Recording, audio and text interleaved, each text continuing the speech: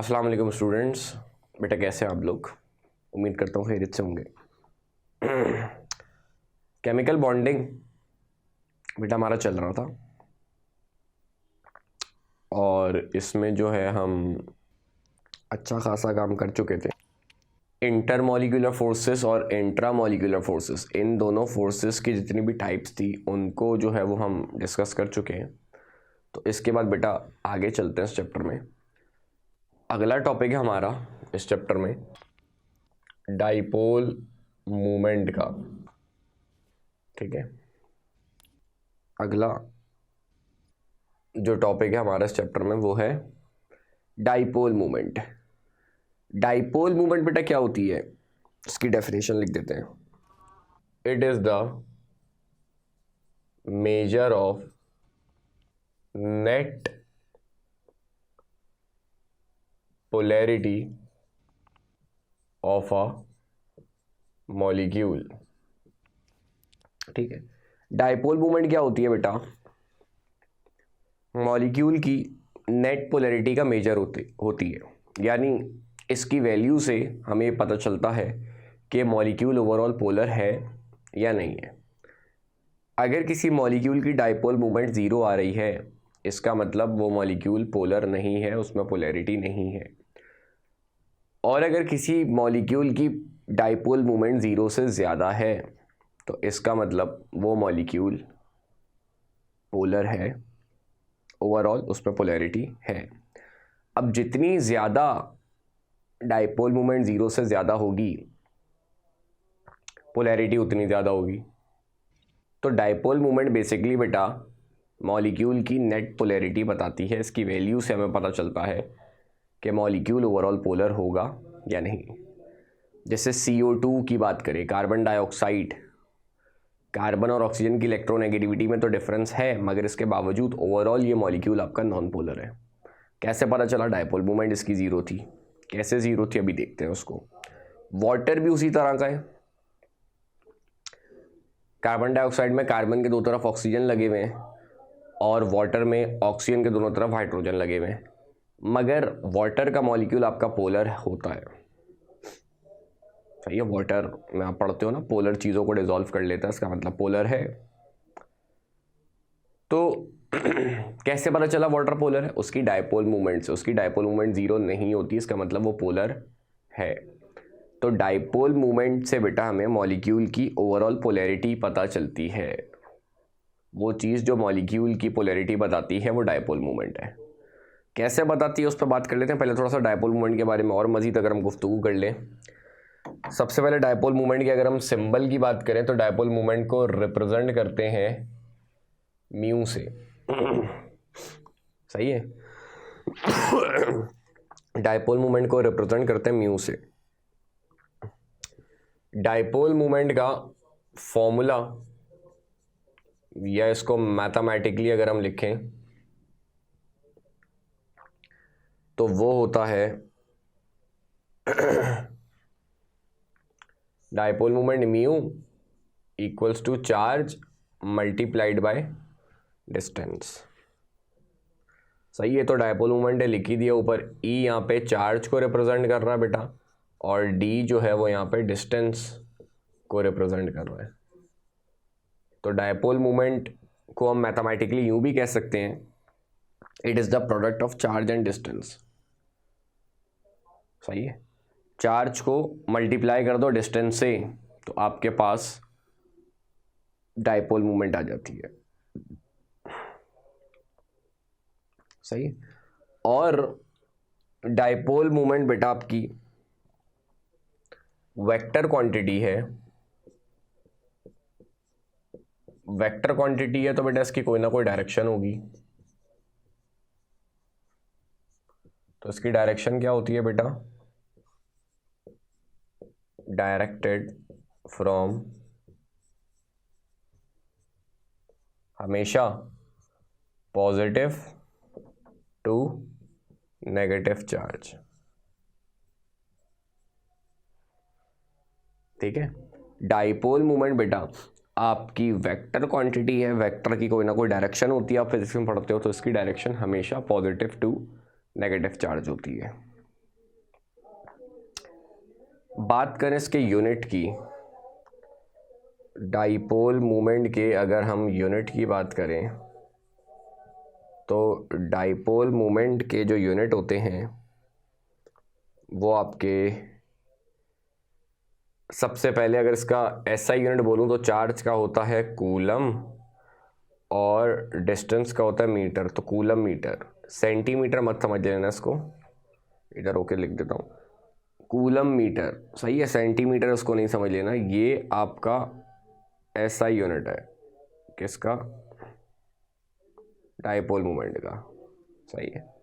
अगर CGS unit बोलें बेटा तो सीजीएस यूनिट चार्ज का होता है ईएसयू, जिसे इलेक्ट्रोस्टैटिक यूनिट ऑफ चार्ज कहते हैं, और डिस्टेंस का होता है बेटा सेंटीमीटर। तो ईएसयू सेंटीमीटर इसका सीजीएस यूनिट है। मगर डाइपोल मोमेंट को कॉमनली ना एसआई यूनिट में मेजर करते हैं ना सीजीएस यूनिट में मेजर करते हैं। इसको जो हम मेजर करते हैं बेटा वो डिबाई में मेजर करते हैं। किसी भी चीज़ की डाइपोल मोमेंट आप देखोगे तो आगे उसके लिखा होता है डी यानी डिबाई। डाइपोल मोमेंट को डिबाई में मेजर करते हैं। तो डिबाई जो है वो डाइपोल मोमेंट का ओल्ड यानी रिवायती या फिर कॉमन यूनिट है। कॉमनली डाइपोल मोमेंट को हम डिबाई में मेजर करते हैं। तो अक्सर इसका एक एमसीक्यू कंफ्यूज करने के लिए दे देता है, क्योंकि हम डाइपोल मोमेंट का यूनिट डिबाई डिबाई डिबाई पढ़ते हुए आ रहे होते हैं, तो एमसीक्यूज दे देता है डाइपोल मोमेंट का एसआई यूनिट क्या होता है। ऑप्शन में डिबाई भी होता है, कूलम मीटर भी होता है। तो बच्चे डिबाई पे टिक करते हैं, गलत हो जाता है। डिबाई यूनिट है, हम ज़्यादातर देखते डिबाई में ही, क्योंकि आपको पता है केमिस्ट्री में हम एसआई सिस्टम के ऊपर काम नहीं करते। तो केमिस्ट्री में किसी की भी डाइपोल मोमेंट कभी भी आप देखोगे तो आगे उसके डी लिखा होगा डिबाई। मगर एसआई यूनिट सवाल में बोल रहे बेटा, तो एसआई यूनिट तो कूलम मीटर ही होगा ना, ठीक है। और कन्वर्जन भी आप लोगों को बता देता हूं। एक डिबाई 3.35 एक्सपोनेंट -30 कूलम मीटर के बराबर होता है, सही है। क्योंकि कॉमन यूनिट आपका डिबाई है और एसआई यूनिट जो है वो आपका कूलम मीटर है। तो इनके बीच कन्वर्जन आपको पता होनी चाहिए। आगे चलते हैं। अब डाइपोल मोमेंट की अगर हम बात करें तो वही बात मैंने कहा, डाइपोल मोमेंट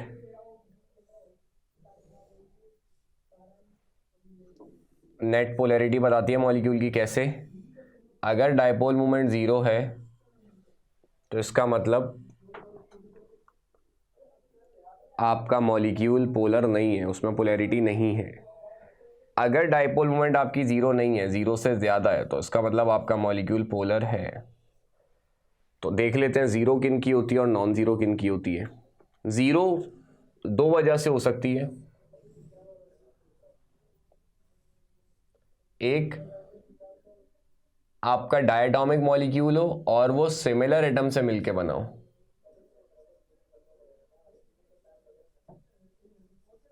सही है। डायटोमिक मॉलिक्यूल है मतलब इसमें 2 एटम्स आ रहे हो और वो दोनों एटम एक ही हो, तो फिर डाइपोल मोमेंट आपकी लाजमी तौर पर क्या होगी बेटा, उसकी 0 होगी। जैसे मिसाल के तौर पर आपका H2 है,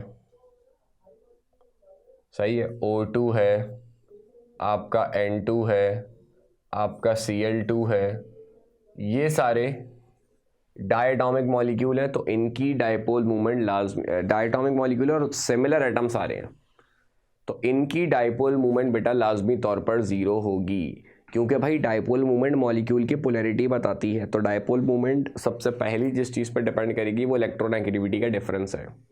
तो अगर सिमिलर एटम्स हैं, एक एटम है दूसरा एटम भी वही है, तो दोनों की इलेक्ट्रोनेगेटिविटी में डिफरेंस नहीं होगा, तो दोनों की डाइपोल मोमेंट नहीं होगी। सही है। तो पहली चीज़ जो डाइपोल मोमेंट जिस पर डिपेंड करती है वो है मॉलिक्यूल की पोलैरिटी। मॉलिक्यूल के बीच, मॉलिक्यूल की पोलैरिटी बताती है ना, तो उनके इलेक्ट्रोनेगेटिविटी के डिफरेंस पर डिपेंड करती है। अब अगर एक जैसे एटम्स हैं तो इलेक्ट्रोनेगेटिविटी में डिफरेंस नहीं होगा और डायपोल मोमेंट क्या होगी, ज़ीरो होगी।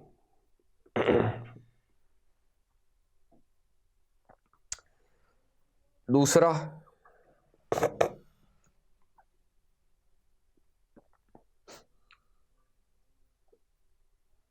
अगर वो आपके सिमेट्रिकल मॉलिक्यूल है,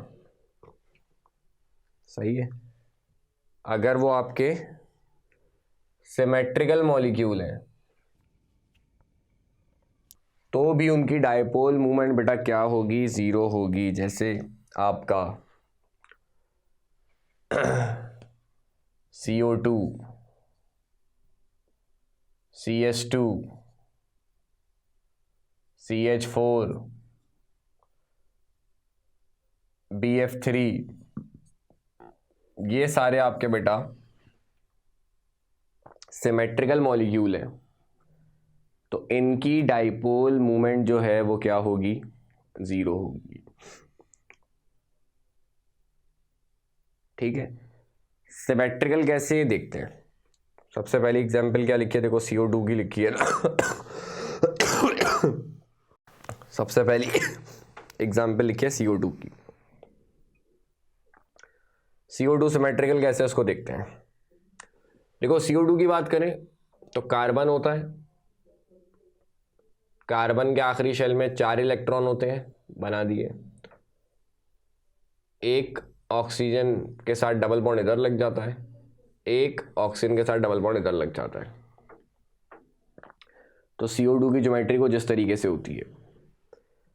अब इसमें अगर हम बात करें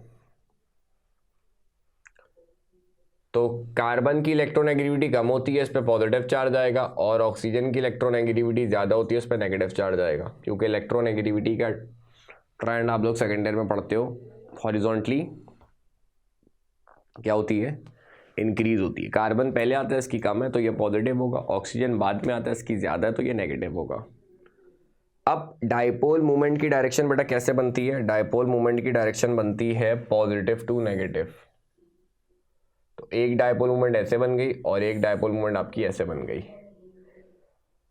अगर आप गौर करो तो दोनों डाइपोल मूवमेंट एक दूसरे को कैंसिल कर रही है, तो नेट कोई डाइपोल मूवमेंट इस मॉलिक्यूल की नहीं है, यानी नेट डाइपोल मूवमेंट इस मॉलिक्यूल की आ जाएगी ज़ीरो।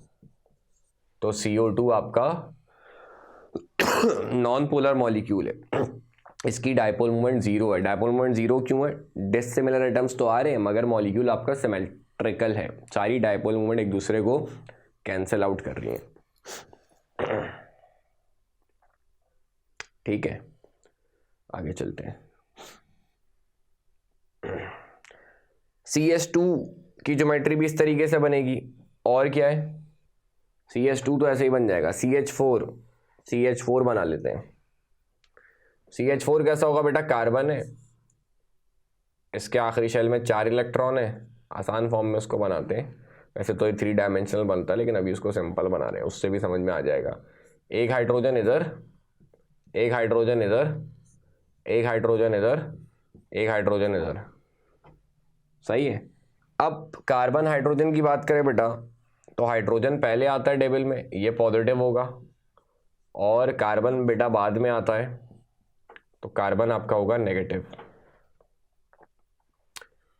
ठीक है, अब एक dipole moment positive to negative, एक पॉजिटिव टू नेगेटिव, एक पॉजिटिव टू नेगेटिव, एक पॉजिटिव टू नेगेटिव,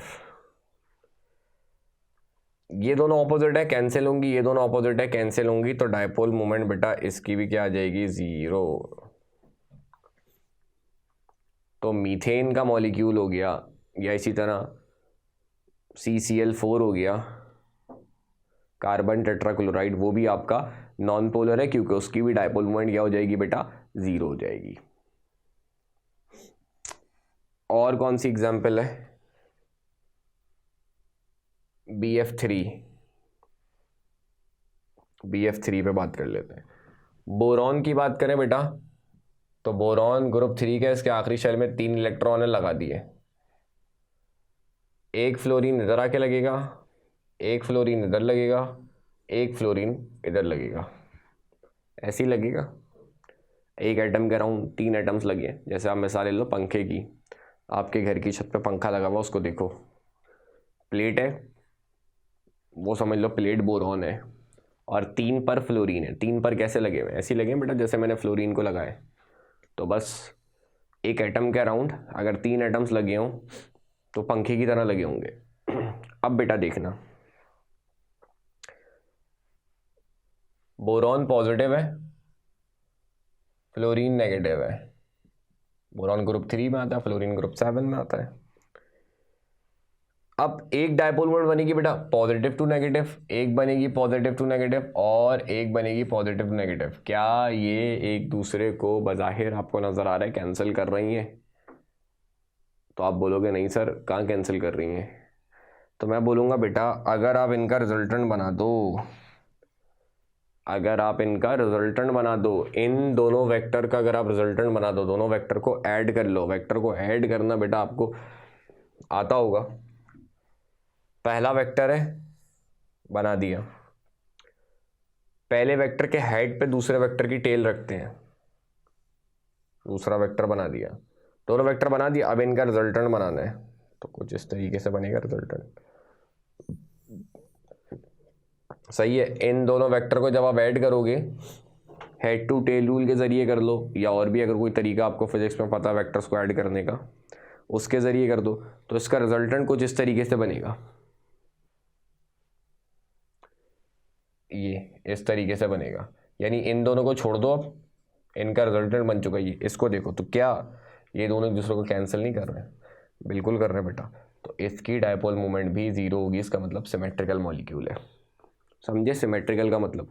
कि डिसिमिलर एटम्स तो उसमें आ रहे होंगे, डिफरेंट एटम्स तो आ रहे होंगे, मगर उसके बावजूद कुछ ज्योमेट्री उसकी इस तरीके से होगी कि सारी डायपोल मोमेंट एक दूसरे को कैंसिल हो रही होंगी, तो मॉलिक्यूल ओवरऑल आपका नॉन पोलर होगा। तो कहने का मकसद ये है कि डायपोल मोमेंट आपकी दो चीज़ों पर डिपेंड करती है। एक इलेक्ट्रोनेगेटिविटी के डिफरेंस पे, अगर वो नहीं है तो डायपोल मोमेंट फौरन जीरो हो गई। दूसरा ज्योमेट्री पे, अगर डायपोल मोमेंट का अगर इलेक्ट्रोनेगेटिविटी का डिफरेंस आ भी रहा है एटम्स के दरमियान, तो फिर उसकी ज्योमेट्री देखो। अगर वो सिमेट्रिकल ज्योमेट्री है तो भी डायपोल मोमेंट क्या होगी बेटा? जीरो होगी। तो एमसीक्यूज में आ सकता है डायपोल मोमेंट किस पे डिपेंड करती है? इलेक्ट्रोनेगेटिविटी के डिफरेंस पे, ज्योमेट्री ऑफ मॉलिक्यूल पे। बोथ का ऑप्शन होगा, उस पर टिक करोगे। ठीक है। अब वापस पीछे चलते हैं।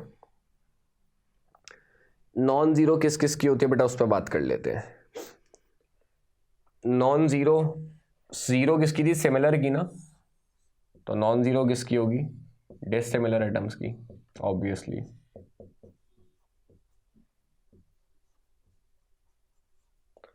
डिसिमिलर एटम जैसे कि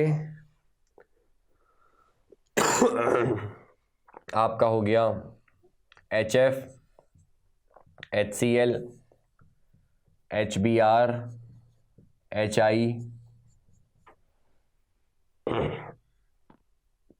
ये सारे डिसिमिलर एटम्स हैं। इसका मतलब इनकी इलेक्ट्रोनेगेटिविटी में डिफरेंस है, तो ये मॉलिक्यूल आपका ओवरऑल पोलर होगा, इसकी डायपोल मोमेंट जीरो नहीं होगी। HF में हाइड्रोजन पॉजिटिव हो जाएगा, फ्लोरीन नेगेटिव हो जाएगा। HCl में हाइड्रोजन पॉजिटिव हो जाएगा, क्लोरीन नेगेटिव हो जाएगा। HBr में H पॉजिटिव हो जाएगा, Br नेगेटिव हो जाएगा। HI में H पॉजिटिव हो जाएगा और I नेगेटिव हो जाएगा। अब एक तो आपसे डायपोल मोमेंट का ये सवाल करता है कि भाई इसकी जीरो है या नहीं है। दूसरा ये कहता है, इसे 4 ऑप्शन दे दिए, इसे बोले बताओ, एग्जैक्ट वैल्यू नहीं पूछेगा, बोलेगा बताओ किसकी ज़्यादा है किसकी कम है। तो भाई जिसमें इलेक्ट्रोनेगेटिविटी का डिफरेंस ज़्यादा है, मतलब उसमें पोलैरिटी ज़्यादा है, और पोलैरिटी का मेजर ही डायपोल मूवमेंट है, तो डायपोल मूवमेंट ज़्यादा है। तो इसमें बेटा सबसे ज़्यादा जो इलेक्ट्रोनेगेटिविटी का डिफरेंस है वो किस में बेटा? HF में है। ठीक है। इसका मतलब HF की पोलैरिटी सबसे ज़्यादा है, HF की डायपोल मोमेंट सबसे ज़्यादा है, और सबसे कम जो इलेक्ट्रोनेगेटिविटी का डिफरेंस है बेटा वो HI में है। इसका मतलब HI की पोलैरिटी कम है, HI की डायपोल मोमेंट कम है। तो इस डायरेक्शन में बेटा डायपोल मोमेंट क्या हो रही है? डिक्रीज हो रही है। सही है, यानी सबसे ज़्यादा डायपोल मोमेंट HF की है, फिर HCl की है, फिर HBr की है और फिर HI की है। और दूसरा नॉन ज़ीरो किसकी होगी बेटा, अगर मॉलिक्यूल आपका अनसिमेट्रिकल है। ये सिमेट्रिकल होता है वैसे, खैर केमिस्ट्री है, इसमें चलता है कुछ भी, इंग्लिश लिख दो। सही है, इंग्लिश पे गौर नहीं करो आप, केमिस्ट्री पे गौर करो।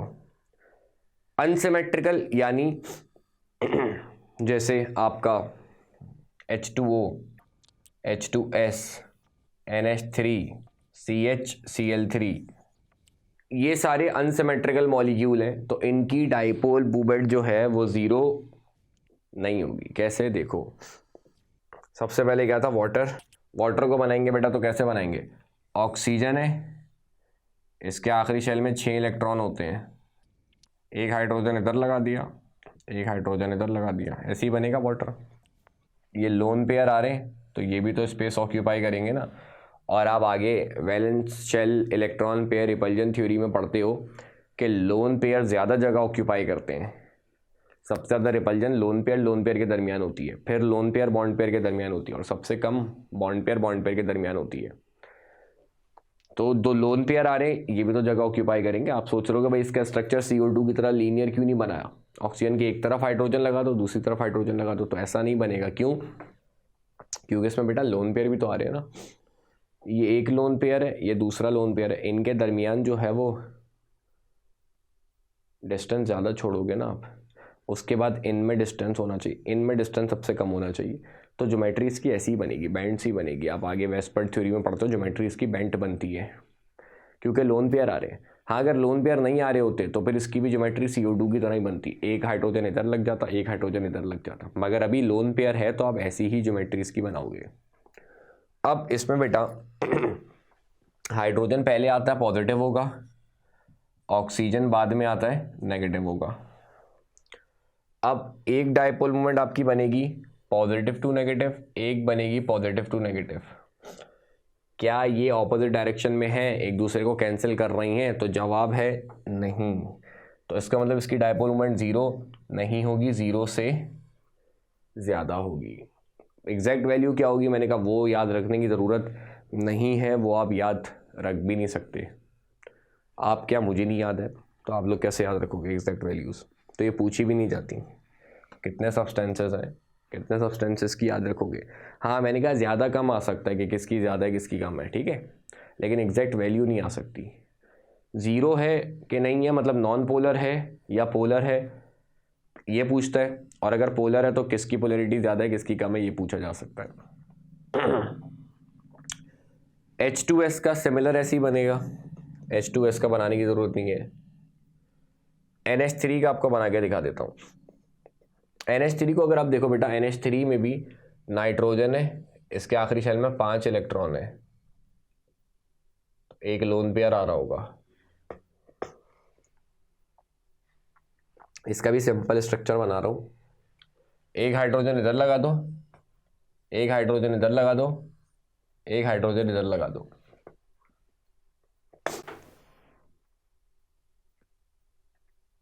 सही है। अब इसमें आप देखो, हाइड्रोजन पे पॉजिटिव चार्ज होगा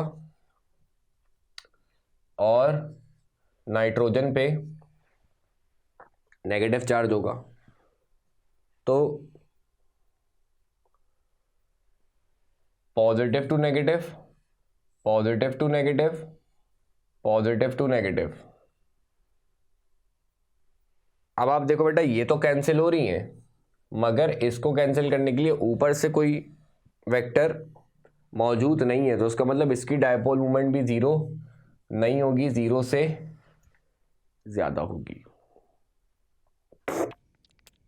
और कौन सी एग्जाम्पल थी, CHCl3 की एग्जाम्पल थी। तो C बनाओ, आखिरी शेल में 4 इलेक्ट्रॉन है इसके, एक तरफ लगा दो H और 3 लगा दो आप Cl, तो ये बना दिया आपने CHCl3। अब कार्बन और क्लोरीन की बेटा जब आप बात करोगे ना तो कार्बन पॉजिटिव होगा और क्लोरीन नेगेटिव होगा, मगर जब आप बात करोगे हाइड्रोजन की और कार्बन की तो हाइड्रोजन पॉजिटिव होगा और बेटा कार्बन उसके रिस्पेक्ट से नेगेटिव होगा, क्योंकि हाइड्रोजन पहले आता है कार्बन बाद में आता है। यानी यहाँ पे कार्बन दो रोल प्ले करेगा, क्लोरीन के रिस्पेक्ट से पॉजिटिव और हाइड्रोजन के रिस्पेक्ट से नेगेटिव। अब एक डायपोल मोमेंट बनेगी पॉजिटिव टू नेगेटिव, एक बनेगी पॉजिटिव टू नेगेटिव, एक बनेगी पॉजिटिव टू नेगेटिव, और ये पॉजिटिव है ये नेगेटिव है, तो इसमें यूं बनेगी डायपोल मोमेंट। अब अगर आप देखो बेटा ये और ये एक दूसरे को कैंसिल कर रही हैं, मगर ये दोनों डायपोल मोमेंट ऑपोजिट डायरेक्शन में नहीं है बल्कि सिमिलर डायरेक्शन में है, तो इसका मतलब इसकी भी डायपोल मोमेंट जीरो नहीं होगी, जीरो से ज़्यादा होगी। तो इसका मतलब ये मॉलिक्यूल भी आपका सिमेट्रिकल नहीं है, अनसिमेट्रिकल है। तो इसकी डायपोल मोमेंट भी ज़ीरो नहीं है, ज़ीरो से ज़्यादा है। तो ये आपका बेटा डायपोल मोमेंट का टॉपिक है कि किसकी डायपोल मोमेंट ज़ीरो होती है, किसकी ज़ीरो नहीं होती। डायपोल मोमेंट डिपेंड करता है इलेक्ट्रोनेगेटिविटी के डिफरेंस पे, मॉलिक्यूल की पोलैरिटी बताती है ना, तो इलेक्ट्रोनेगेटिविटी के डिफरेंस पे डिपेंड करता है और ज्योमेट्री पे डिपेंड करता है। पहले तो अगर इलेक्ट्रोनेगेटिविटी का डिफरेंस ही नहीं आ रहा तो मॉलिक्यूल आपका नॉन पोलर है। अगर इलेक्ट्रोनेगेटिविटी का डिफरेंस आ रहा है तो मॉलिक्यूल की ज्योमेट्री देखो, सिमेट्रिकल है तो डायपोल मोमेंट जीरो है, सिमेट्रिकल नहीं है तो पर डायपोल मोमेंट जीरो से ज़्यादा है। ठीक है, तो डायपोल मोमेंट के बाद एक और टॉपिक छोटा सा, वो भी हम इसी वीडियो में डिस्कस कर लेते हैं। वो टॉपिक है आपका बॉन्ड एनर्जी का। बॉन्ड एनर्जी क्या होती है, नाम से पता चल रहा है, amount of energy required to break a bond between two atoms in a molecule।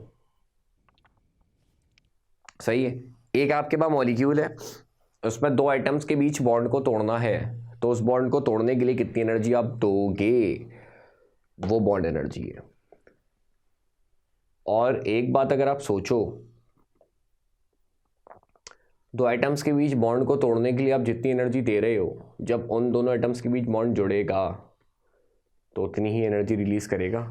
तो मैं यूँ भी कह सकता हूँ कि जब दो एटम्स मिलके मॉलिक्यूल बनाते हैं, तो वो जब दो एटम्स मिलते हैं बॉन्ड बनाते हैं तो जितनी एनर्जी रिलीज होती है वो भी बॉन्ड एनर्जी कहलाती है।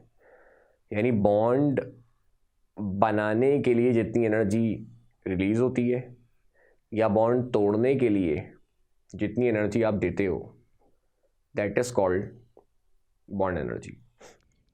ठीक है, जैसे आप पढ़ते हो ना, आप सेकेंड ईयर में पढ़ते होगे कि मॉलिक्यूलर हाइड्रोजन को तोड़ रहे हैं, मॉलिक्यूलर हाइड्रोजन को तोड़ के जो है वो मतलब H और H के बीच जो बॉन्ड जुड़ा हुआ है उसको तोड़ रहे हैं हम, तो उसको तोड़ने के लिए हम एनर्जी देते हैं। आप पढ़ते हो कि 104 किलो कैलोरीज पर मोल की एनर्जी देते हैं, तो ये बॉन्ड एनर्जी है। इसी तरह आप कहते हो, इसके यूजेस में पढ़ते हो कि जब एटॉमिक हाइड्रोजन मिलके मॉलिक्यूलर बनाती है, H और H मिलके H2 बनाते हैं, तो 104 किलो कैलोरीज पर मोल की एनर्जी निकलती है, तो that is called bond energy. दो एटम्स के बीच बॉन्ड जुड़ा हुआ है, उसको तोड़ रहे हो, या दो एटम्स अलग अलग हैं, इसके बीच बॉन्ड जुड़ रहा है, तो जितनी एनर्जी का चेंज आएगा, तोड़ते वक्त एनर्जी देंगे, जोड़ते वक्त एनर्जी निकलेगी। तो ये बात भी इंपॉर्टेंट है, ये बात MCQs में आ सकती है, तो मैं इसको एक पॉइंट बना के ही लिख देता हूँ। क्या, breaking of bond is endothermic और फॉर्मेशन ऑफ बॉन्ड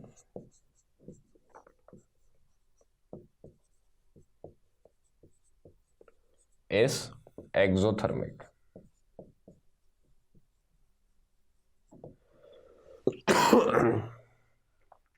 बॉन्ड जुड़ता है तो एनर्जी क्या होती है,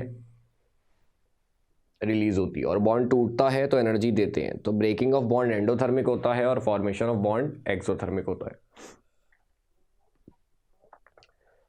अब बात करें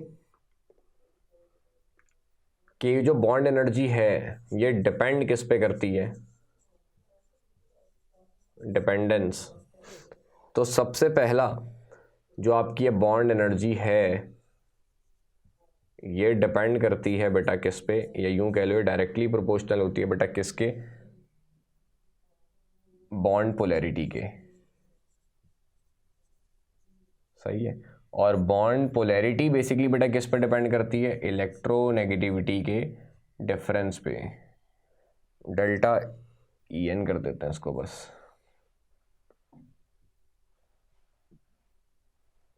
डेल्टा EN पे। सही है, इलेक्ट्रोनेगेटिविटी के डिफरेंस पे। भाई आप क्या करोगे, आप इलेक्ट्रोनेगेटिविटी का डिफरेंस बढ़ाओगे, बॉन्ड पोलैरिटी बढ़ेगी, बॉन्ड एनर्जी भी बढ़ेगी।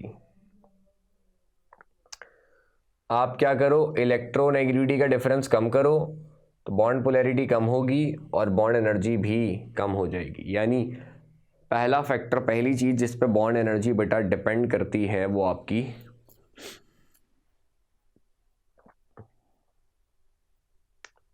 बॉन्ड पोलैरिटी है या इलेक्ट्रोनेगेटिविटी के बीच का डिफरेंस है। इलेक्ट्रोनेगेटिविटी के बीच का डिफरेंस ज़्यादा होगा, पोलैरिटी ज़्यादा होगी, बॉन्ड एनर्जी भी ज़्यादा होगी। इलेक्ट्रोनेगेटिविटी का डिफरेंस कम है, पोलैरिटी कम है, तो बॉन्ड एनर्जी भी कम है। अगला फैक्टर, अगली जो बॉन्ड एनर्जी बेटा आपकी डिपेंड करती है वो करती है बॉन्ड लेंथ पे। और बॉन्ड लेंथ के बेटा क्या होती है, इनवर्सली प्रोपोर्शनल होती है। ठीक है, बॉन्ड लेंथ बेसिकली बेटा क्या होती है, बॉन्ड लेंथ के बारे में अगर मैं लिख दूं, बॉन्ड लेंथ है distance between nuclei of two atom joint through covalent bond. सही है, दो एटम कोवेलेंट बॉन्ड से जुड़े, इनके न्यूक्लियस के बीच का जो डिस्टेंस है बेटा that is called bond length. अब खुद सोचो, अगर बॉन्ड लेंथ ज़्यादा है, यानी जो एटम जुड़े इनके न्यूक्लियस के बीच का डिस्टेंस ज़्यादा है, तो उसका मतलब बॉन्ड वीक है, तो उसको तोड़ने के लिए एनर्जी आपको कम देनी पड़ेगी। तो वही वाली बात, अगर बॉन्ड लेंथ ज़्यादा तो बॉन्ड एनर्जी कम। अगर दो एटम्स जिनके बीच कोवेलेंट बॉन्ड बना है, इनके न्यूक्लियस एक दूसरे के करीब है, इनकी बॉन्ड लेंथ जो है वो करीब है, तो मतलब इनके बीच का बॉन्ड मजबूत है, तो उसको तोड़ने के लिए एनर्जी आपको ज़्यादा देनी पड़ेगी। तो अगर बॉन्ड लेंथ कम तो बॉन्ड एनर्जी बेटा आपकी ज़्यादा। सही है, तो बॉन्ड एनर्जी बेटा दो चीज़ों पर डिपेंड करती है, एक बॉन्ड पोलैरिटी पे और एक बॉन्ड लेंथ पे। ठीक है, जैसे अगर मैं आपसे कहूँ कि भाई HF HCl HBr HI, इसमें बताओ सबसे ज़्यादा बॉन्ड एनर्जी किसकी होगी। इसमें पोलैरिटी ज़्यादा है,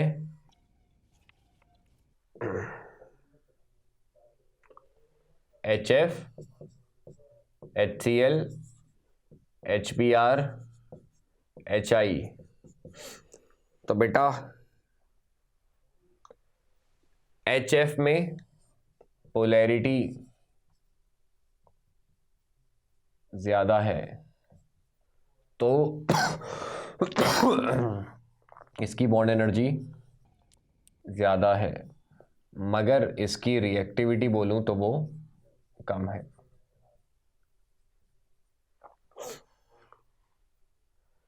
समझे। जिसमें इलेक्ट्रोनेगेटिविटी का डिफरेंस ज़्यादा होगा उसमें पोलैरिटी ज़्यादा है, मतलब बॉन्ड एनर्जी ज़्यादा है, रिएक्टिविटी कम है। रिएक्टिविटी से मुराद है एच एफ का आप किसी के साथ रिएक्शन करा रहे हो तो इनके बीच का बॉन्ड टूटेगा तो ये किसी से रिएक्ट करेंगे ना। तो अब अगर पोलैरिटी ज़्यादा है, बॉन्ड एनर्जी ज़्यादा है, ज़्यादा एनर्जी देने पे बॉन्ड टूटेगा तो मतलब बॉन्ड तोड़ना मुश्किल है, तो इसका मतलब रिएक्टिविटी इसकी क्या है, कम है।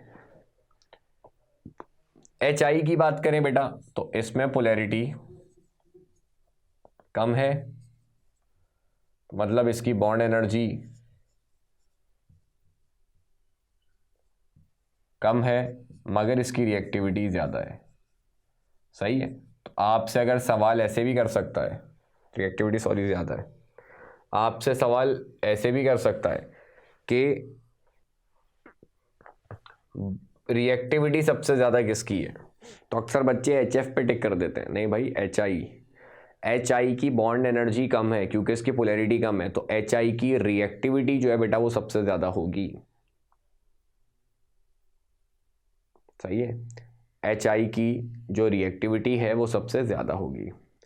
अच्छा, ऐसे भी बोल सकता है ये स्ट्रॉन्ग एसिड इनमें से कौन सा है, जाहिर है जिसकी रिएक्टिविटी ज़्यादा होगी वो स्ट्रॉन्ग है।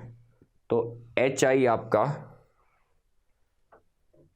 वैसे तो चारों ही स्ट्रॉन्ग है, लेकिन अगर चारों में कंपेयर करें तो एच आई आपका स्ट्रॉन्गेस्ट एसिड है और एच एफ बेटा आपका वीकेस्ट एसिड है इनमें। वैसे एच एफ भी स्ट्रॉन्ग है मगर इनमें एच एफ वीक है। अच्छा, आपसे बोले इसमें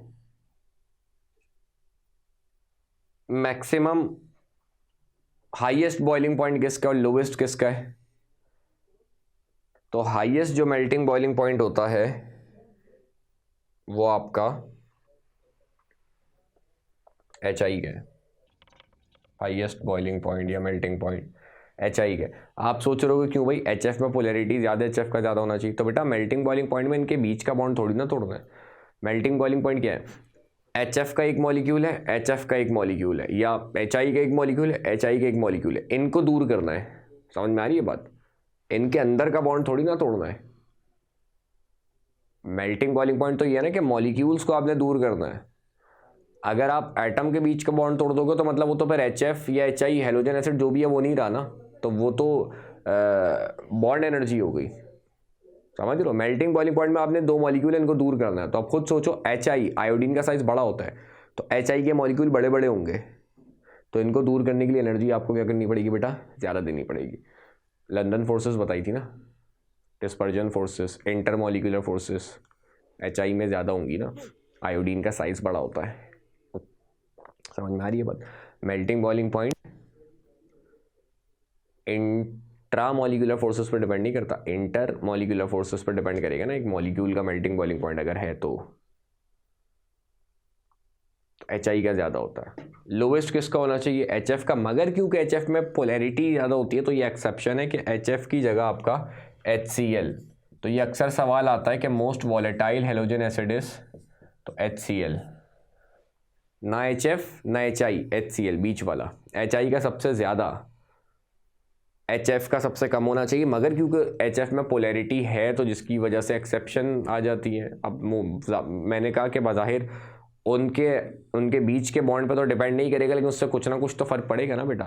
तो एच एफ में पोलैरिटी बहुत ज़्यादा है तो इस वजह से सबसे वॉलेटाइल जो होता है वो आपका इनमें एच सी एल होता है। सही है। तो वैसे तो बॉन्ड एनर्जी का टॉपिक चल रहा था मगर मैंने कुछ बातें आपको एक्स्ट्रा और भी बता दी। अच्छा, आपसे ये बोले कि भाई कार्बन कार्बन के बीच सिंगल बॉन्ड है, कार्बन कार्बन के बीच डबल बॉन्ड है, कार्बन कार्बन के बीच ट्रिपल बॉन्ड है, नाइट्रोजन नाइट्रोजन के बीच ट्रिपल बॉन्ड है। इसमें बताओ बॉन्ड एनर्जी ज़्यादा किसकी होगी, कम किसकी होगी।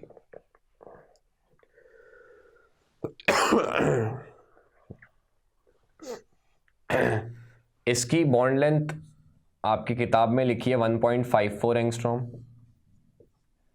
इसकी लिखी है 1.33 एंगस्ट्रॉम, इसकी है 1.20 एंगस्ट्रॉम और नीचे वाली की 1.1 एंगस्ट्रॉम। या याद ना भी हो तो भी आपको पता चल ही रहा है बेटा, इसमें सिंगल बॉन्ड है तो न्यूक्लियस दोनों के दूर दूर होंगे, मतलब बॉन्ड लेंथ ज़्यादा है।